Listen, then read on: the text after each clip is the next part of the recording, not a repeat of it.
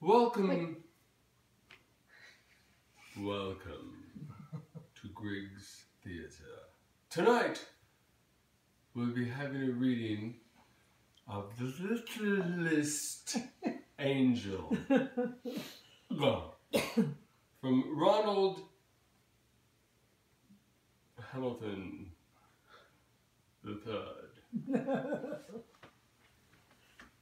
Esquire. The Littlest Angel, written by Charles Tazwell.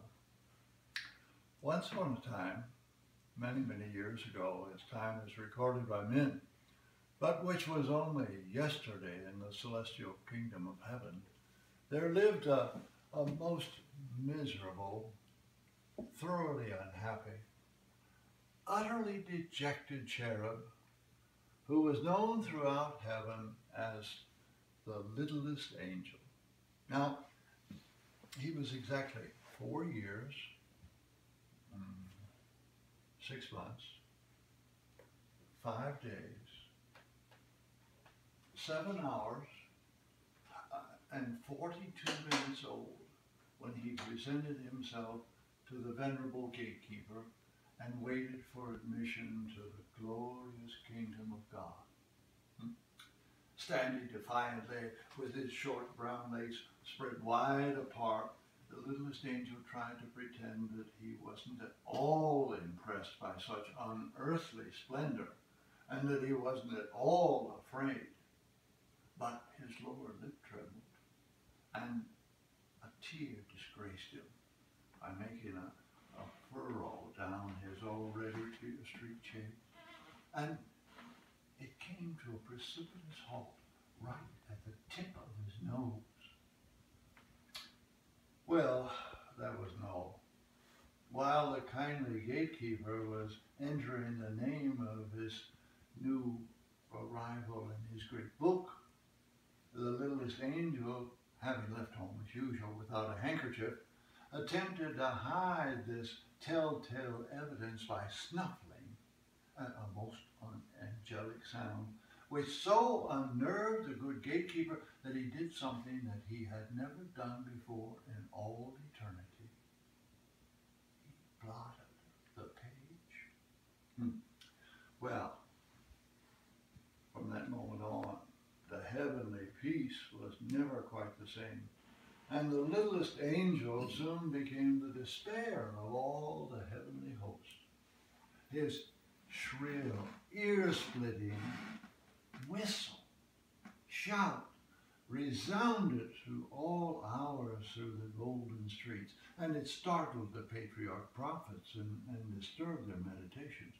Yes, and on top of that, he inevitably and vociferously sang off-key at the practice of the heavenly choir. Oh, it spoiled its ethereal effect. And being so small, it seemed to take him twice as long as everyone else to get to nightly prayers. The littlest angel was always arriving late and always knocking everyone's wings askew as he darted into his place. Now, these flaws might have been overlooked, but the general appearance of the littlest angel was even more disreputable than his deportment. Now, it was first whispered among the seraphim and the cherubim, and then it was said aloud among the angels and the archangels that he didn't even look like an angel. And it's true, he didn't. They were quite correct. His halo was always permanently tarnished when he held on to it with one hot, chubby little hand when he was running, and he was always running. And furthermore, even when he stood very still, it never behaved like a halo should.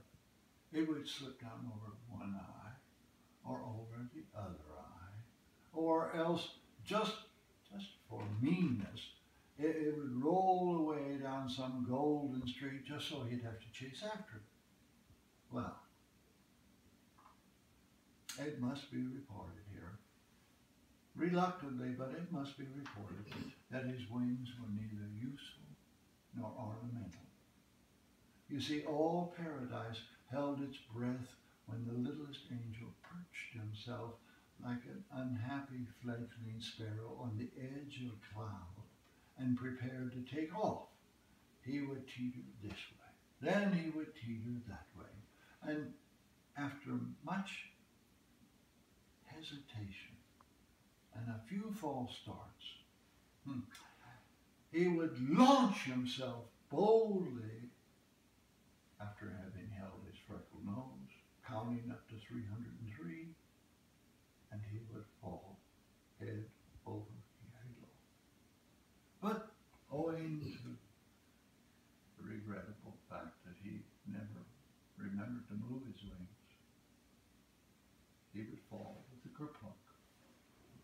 It was also reported, and it was never denied, that whenever he was nervous, which was most of the time, he bit his wingtips. Well, everyone could easily understand why the littlest angel would soon or late have to be disciplined. Well, and so on an eternal day and an eternal month and the year eternal, he was directed to present his small self before the angel of the peace.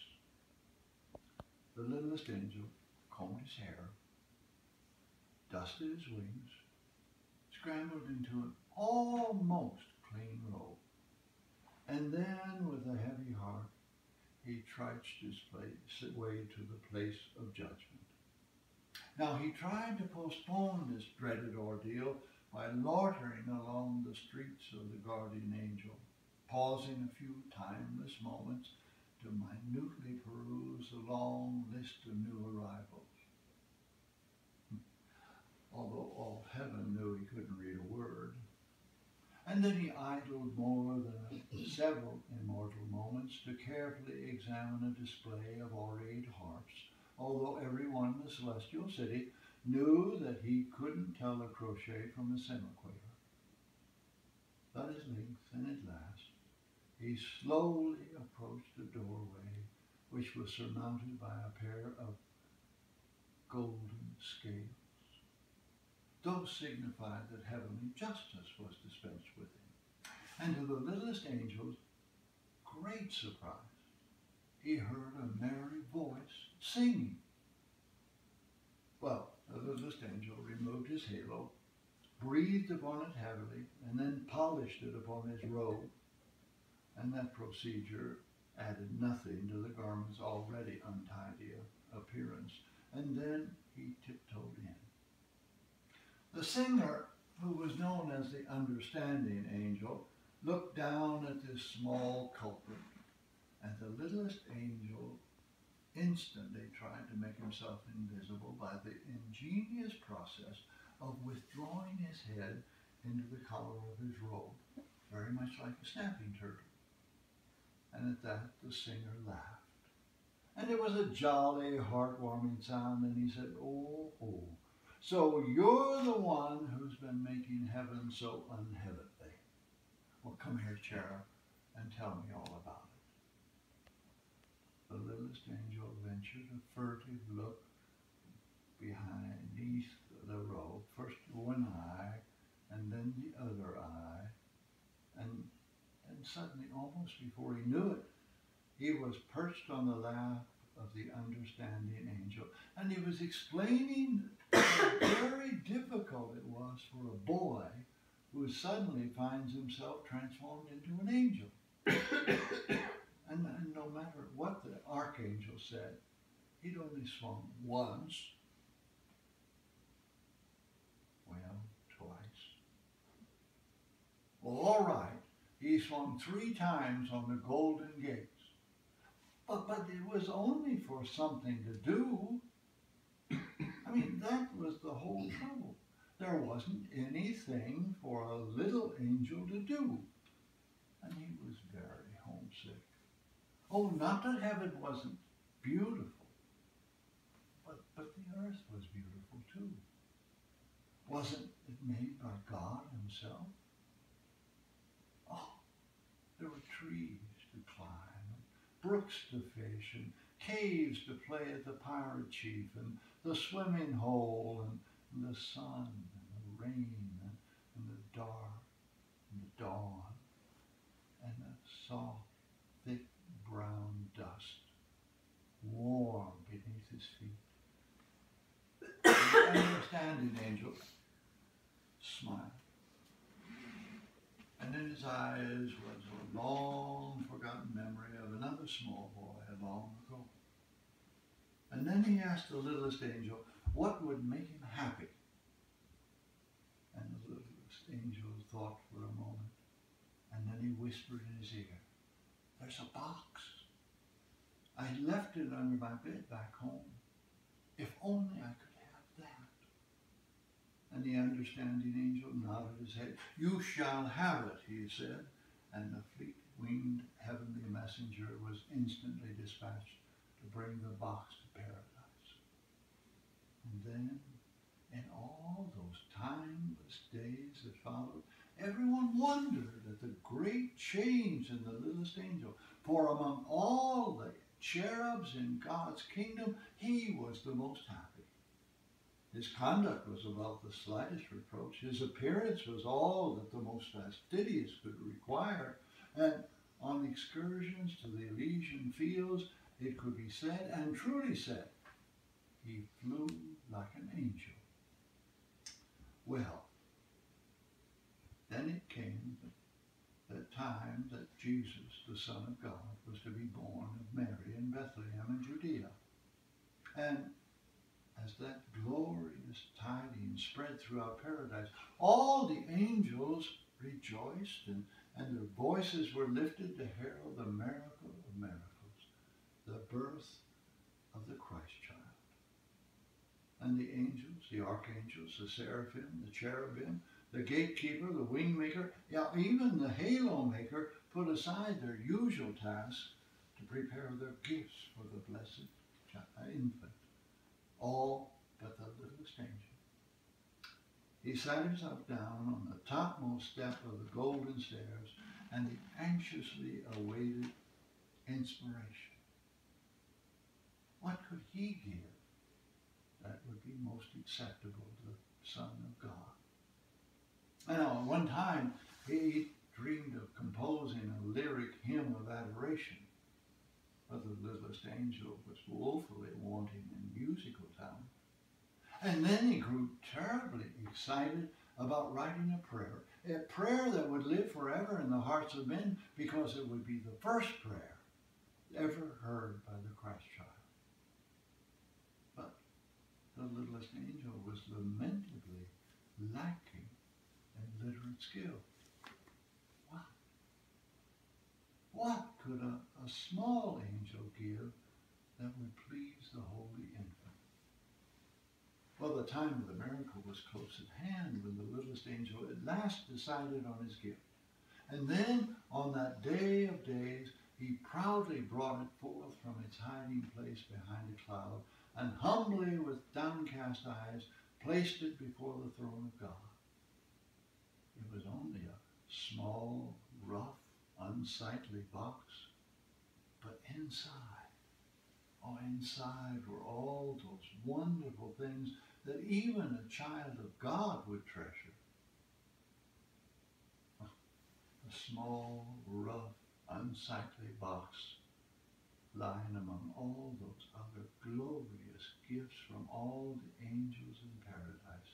Gifts of such rare and radiant splendor and breathless beauty that heaven and all the universe were lighted by the mere reflection of their glory.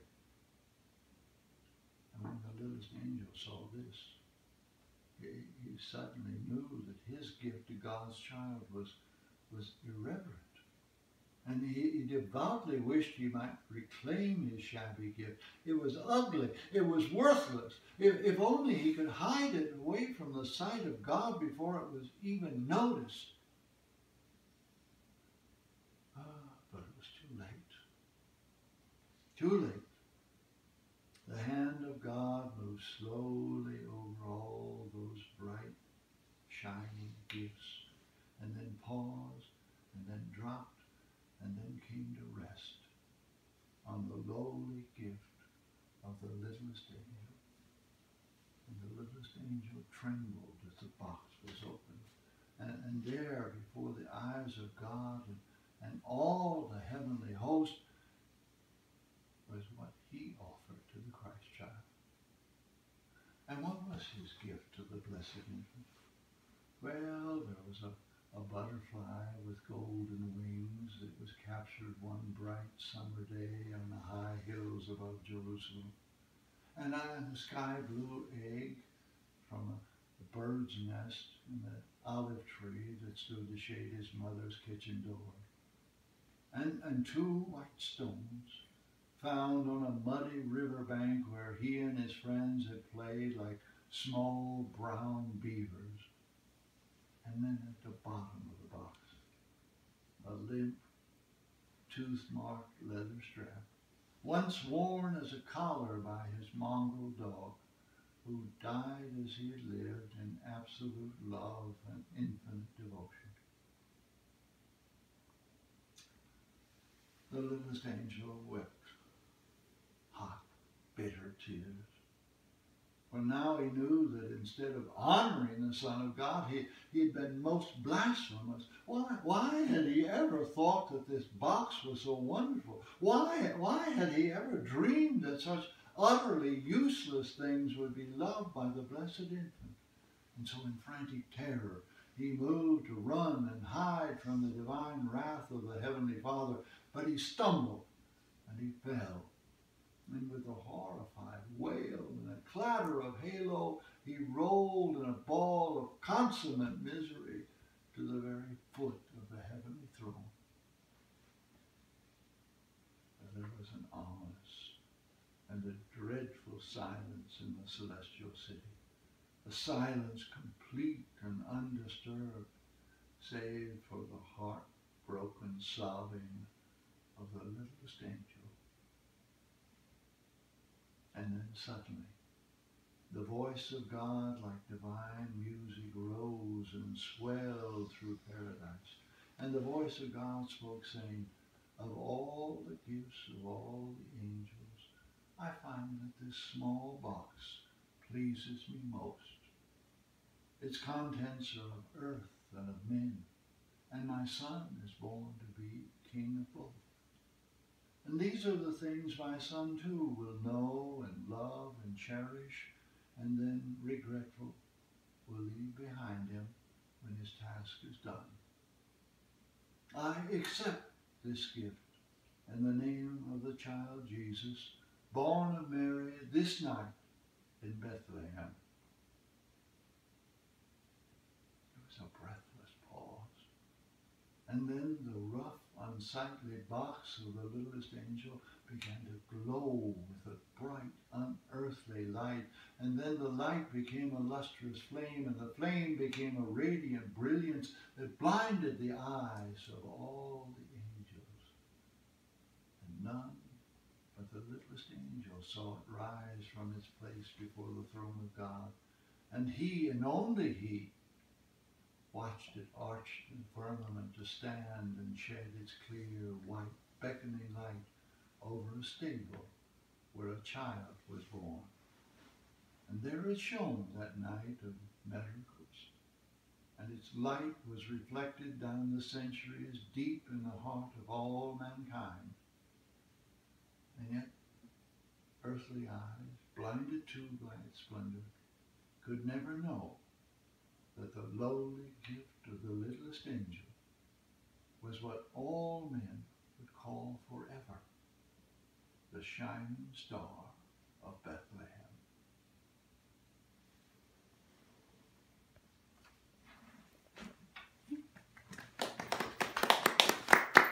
You were asleep.